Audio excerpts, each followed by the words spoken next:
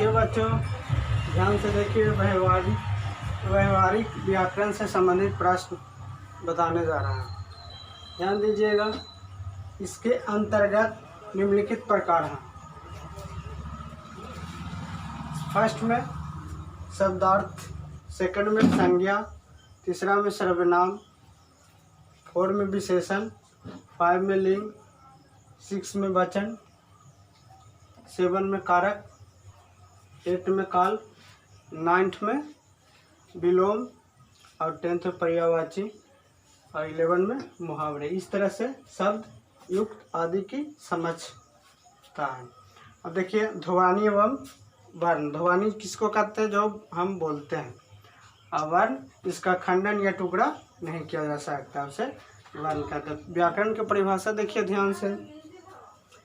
व्याकरण किसी भाषा का व्याकरण वह शास्त्र है जो हमें उस भाषा में शुद्ध बोलना, शुद्ध लिखना तथा शुद्ध पढ़ना सीखते हैं। जो व्यक्ति किसी भाषा को अक्षरों, शब्दों और वाक्यों एवं व्याकरण के नियमों से परिचित नहीं रहता है, वह ना तो शुद्ध लिख सकता है और ना तो शुद्ध बोल सकता है।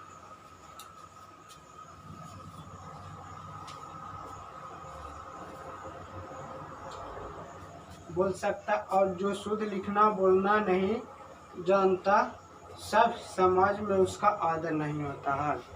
से जो शुद्ध नहीं बोलता है, समाज में आदर नहीं होता है। ध्यान दीजिए, एक बार और दोहराने जा रहा है। व्यवहारिक व्याकरण संबंधित प्रश्न। इसके अंतर्गत निम्नलिखित प्रकार हैं। शब्दार्थ, संज्ञा, सर्वनाम, विशेषण, लिंग, वचन, कारक, काल, विलोम, पर्यायवाची, मुहावरे, शब्द, युक्त आदि की समझ।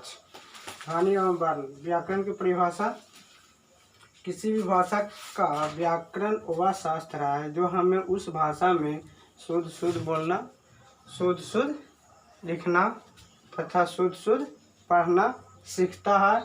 जो व्यक्ति किसी भाषा के अक्षरों, शब्दों और वाक्यों एवं व्याकरण के नियमों से परिचित नहीं रहता है, वह न तो शुद्ध लिख सकता है और न तो शुद्ध बोल सकता है। ये समाज में न शुद्ध बोलता है, न शुद्ध लिखना बोलना नहीं जानता है, सब समाज में उसका आदर नहीं होता है। व्याकरण के विभाग। व्याकरण के 3 खंड हैं। अगला वीडियो में किरण के खंड बताएंगे।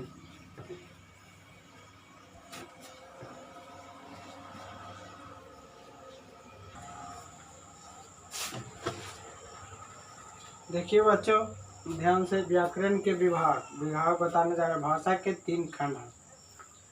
अक्षर, शब्द, वाक्य।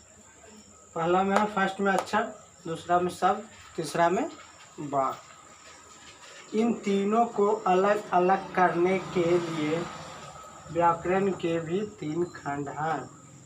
पहला है वर्ण या अक्षर विचार।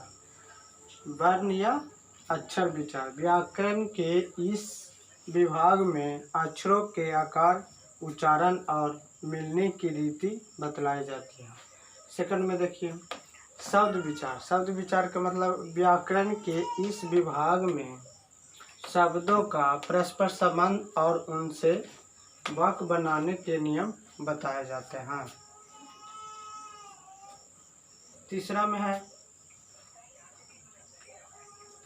वाक्य विचार।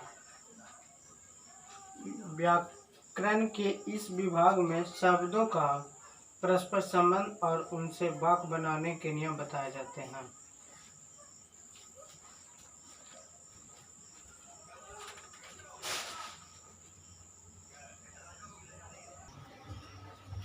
देखिए बच्चों, ध्यान से।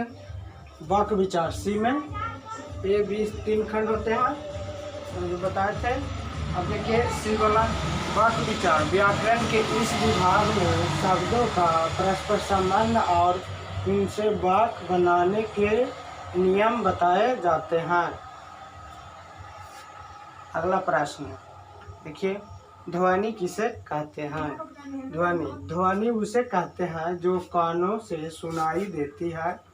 जैसे में आ, ई, सियाई, दीर्घई ई अथवा क, ख, ग, घ आदि को जब मुंह से उच्चारित किया जाता है और कानों से सुना जाता है उसे ध्वनियाँ कहा जाता है। उसे ध्वनियाँ कहा जाता है।